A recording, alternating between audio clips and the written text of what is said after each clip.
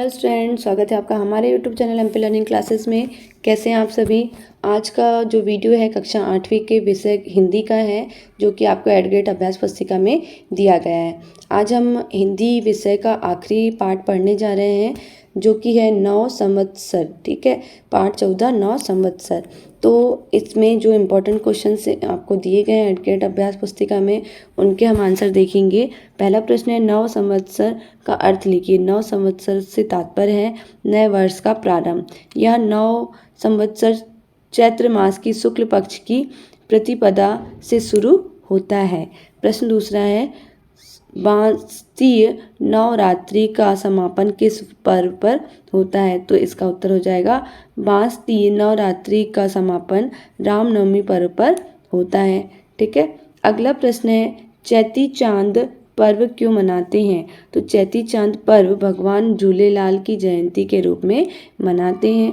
प्रश्न चौथा है विक्रम संवत की प्रथम तिथि से कौन कौन से प्रसंग जुड़े हैं, लिखिए। इसका उत्तर हो जाएगा विक्रम संवत की प्रथम तिथि को गुड़ी पावड़ा कहते हैं। इस दिन से भारतीय नव वर्ष का प्रारंभ होता है। प्रजापति ब्रह्मा ने इसी तिथि को सृष्टि का सृजन किया था। भगवान विष्णु ने भी इसी तिथि को मत्स्य अवतार के रूप में अवतार लिया था। प्रश्न पांचवा है प्रकृति के श्रृंगार से 9 संवत्सर का क्या संबंध है। तो चैत्र मास में बसंत ऋतु का आगमन होता है।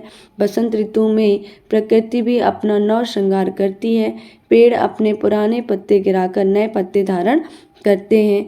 प्रश्न छठवा है उत्तर और दक्षिण भारत में विक्रम संवत किस माह से प्रारंभ होता है। तो इसका उत्तर हो जाएगा उत्तर भारत में विक्रम संवत का प्रारंभ चैत्र प्रतिपदा से होता है। इसे चैत्रादि कहते हैं, जबकि दक्षिण भारत में नव वर्ष का प्रारंभ कार्तिक शुक्ल पक्ष की प्रतिपदा से माना जाता है। इसे कार्तिकादि कहते हैं।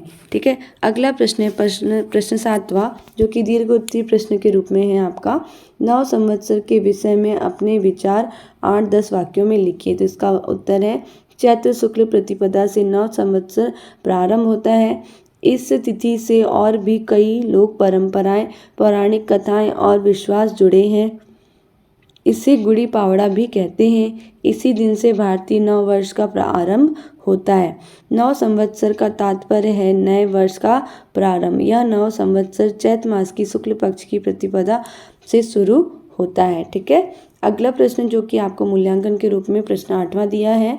नैतिक शब्द से मूल शब्द और प्रत्यय शब्दांश अलग अलग कीजिए। तो नैतिक शब्द नीति धन इक से मूल प्रत्यय क्या है नीति, और इक क्या है इसका प्रत्यय, जो कि नीति धन इक मिलकर नैतिक बना। प्रश्न 9 है नवरात्रि पर्व साल में सामान्यतः कितने बार और कब से कब तक मनाए जाते हैं, उनके नाम लिखिए।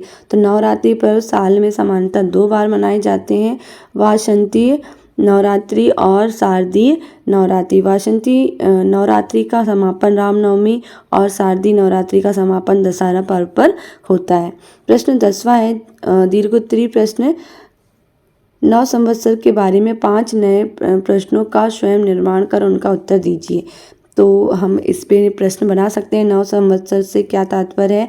तो इसका उत्तर हो जाएगा 9 संवत्सर से तात्पर्य है नए वर्ष का प्रारंभ। अगला प्रश्न है 9 संवत्सर किस माह से शुरू होता है। तो इसका उत्तर हो जाएगा चैत्र माह से। और अगला प्रश्न है 2 संवत्सरों के नाम लिखिए। तो हम लिख सकते हैं हेमलंब और विलंब, है ना। और अगला क्वेश्चन है भारतीय संवत्सर का आरंभ होता है तो कब से होता है, गुड़ी पावड़ा से। इसी प्रकार अगला प्रश्न हो जाएगा संवत्सर का उल्लेख कहाँ मिलता है। तो इसका उल्लेख मिलता है ऋग्वेद और अथर्ववेद में। ठीक है, वीडियो आपको कैसे लगे कमेंट बॉक्स में प्लीज़ बताइएगा, और चैनल को सब्सक्राइब करना ना भूलें और वीडियो को लाइक करना ना भूलें। मिलते हैं नेक्स्ट वीडियो में नेक्स्ट सब्जेक्ट के साथ। Thanks for watching.